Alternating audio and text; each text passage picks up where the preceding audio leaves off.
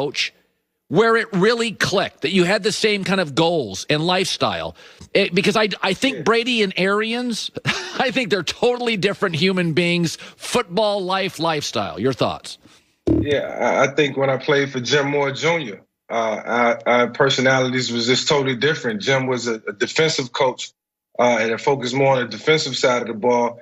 And he was an outgoing personality, and he fired up the troops on the defensive side of the ball. On the offense, it was just up to us, Greg Knapp, to put it together. When I got to Philadelphia, it was Andy Reid. Andy Reid was an offensive mind. He was, it was something about him that attracted me to him every day, even if it was just for me to go into his office and just talk football on the random. So, just his aura alone and, his offensive mind just made me gravitate to him more and more. And it's some truth to that. But, with this situation, you got two guys who, share offensive mind, great at what they do, and can't find a way to make it work, which is kind of awkward right now.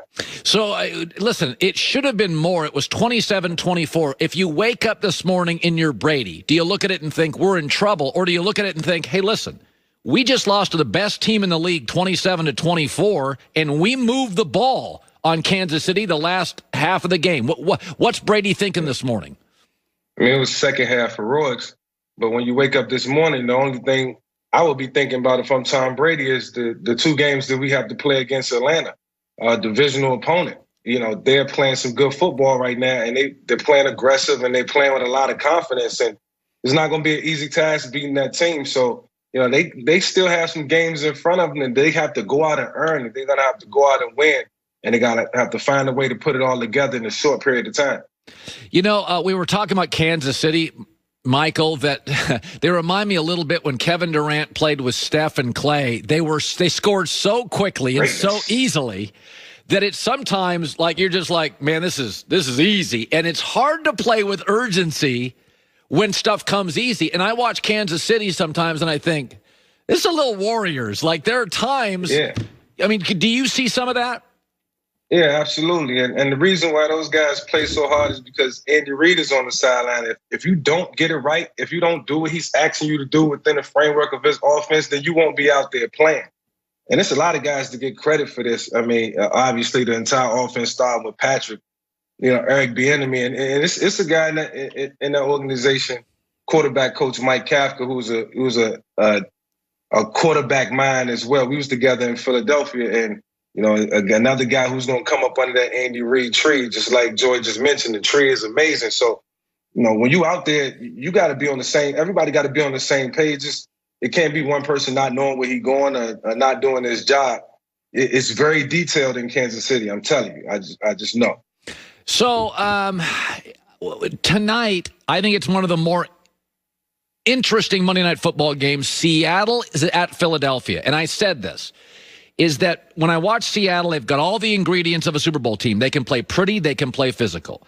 They're good on the road. I got Pete Carroll, Russell Wilson. They got playmakers.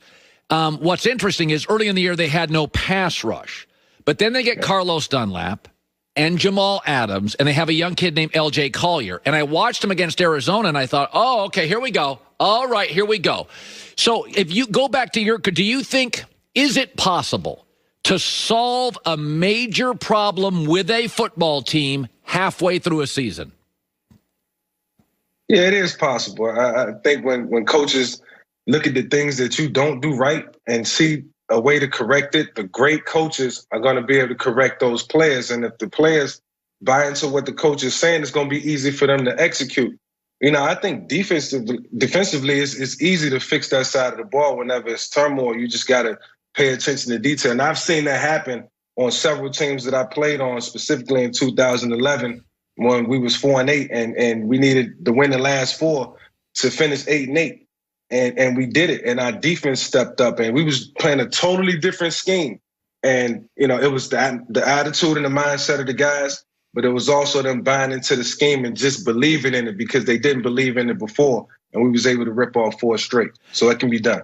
So I'm watching Kyler Murray yesterday, and he struggled against Belichick, and Belichick owns young quarterbacks. So, and again, I'll say this, and I look at it now. I look at it now in hindsight, and I think, oh, of course I should have seen this. Yeah, of course. Tua's going to struggle against him, and Herbert's going to struggle against him, and Kyler's going to struggle against him. What does a great coach? Maybe you face Belichick. What does Bill do specifically that makes it that? Because everybody could copy what New England's doing. What does he do that makes even Kyler Murray struggle? Young guys struggle. It's almost like Andy Reid. I think in the National Football League, you have coaches who are good coaches, and then you have coaches who are great coaches. And, Andy Reid is a great offensive mind. And when I think of some of the great defensive minds in the NFL, I instantly think about Mike Tomlin. I think about Bill Belichick. Why? Because they don't change. They believe in their scheme, and then, they don't have to have players out there who are marquee players, Pro Bowl players who just play hard and play within the system, and they get guys to buy in. And the one thing to buying into a system is you got to like what you're doing. Players got to go home and say, "Oh, this scheme is amazing. We're gonna win with this scheme. I like it. We're gonna have opportunities. We're gonna create turnovers," and it becomes a reality. And when it does, it makes it easier to go out and play for a coach like Bill Belichick. But it all starts with the scheme. He's one of the greatest defensive minds the game has ever seen. What am I to make of Cleveland? They're 8-3. They clearly have taken the ball mostly out of Baker Mayfield's hands. I do think they got the right coach, Kevin Stefanski. There's no noise. There's no chatter. There's no cockiness. But you look at him and you're like, I know they're 8-3. I don't like him again. I look at him and I'm like, I wouldn't like him against any of the good teams. What do you make of Cleveland?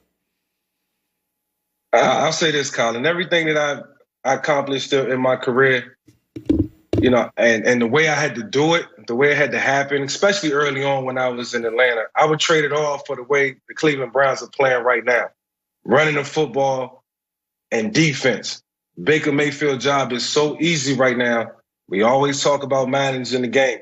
This is a true scenario of a guy just managing the game and doing it the way it's supposed to be done. And, as he do it, they continue to win. He don't turn the ball over. He don't have to worry about distributing the ball and putting the ball in this person's hands or this person getting their touches.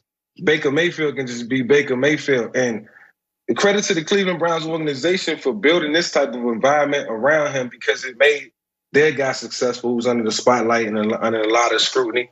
And it's made their team better. Now they sit at 8-3, and it's something to be proud about. Did you ever have a year like that where you felt it was an easier year?